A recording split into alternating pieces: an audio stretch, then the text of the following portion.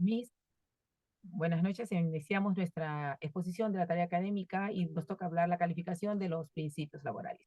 El derecho laboral, al adquirir una autonomía respecto del derecho común, necesita de unos ideales propios que le den el carácter de independencia con razones propias, es decir, con ello se puede crear una disciplina con una función de límite a base para el desarrollo de la labor legislativa como fuente supletoria en caso de falta de ley como moderador o integrador. Dicho esto, mismos principios guían al legislador, pero a su vez establecen límites al momento de legislar a través del control de exigibilidad difuso o concentrado. Los principios cumplen la función de interpretación a la fuente principal y a falta de esta como criterios de integración para llenar los vacíos jurídicos que surjan.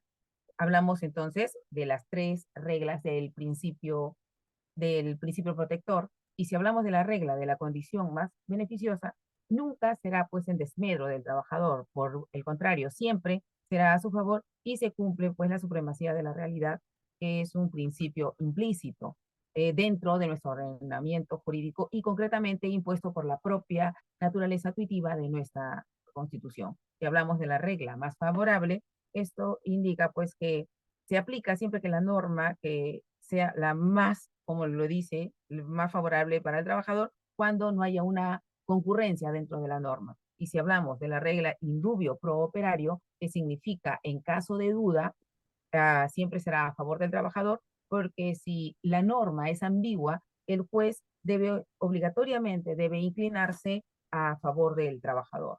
Porque la noción de duda insalvable debe ser entendida como aquella que no puede ser resuelta por medio de la técnica hermenéutica.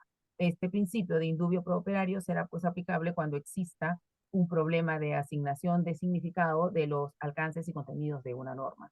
Entonces, cuando el juez laboral se encuentre en la disyuntiva también de aplicar dos o más normas distintas para resolver un mismo conflicto, deberá preferir la interpretación que le sea más favorable al trabajador. Esto es entre las tres reglas del principio rector. Continúa mi compañero. Bueno, para continuar tenemos el principio de irrenunciabilidad de derechos.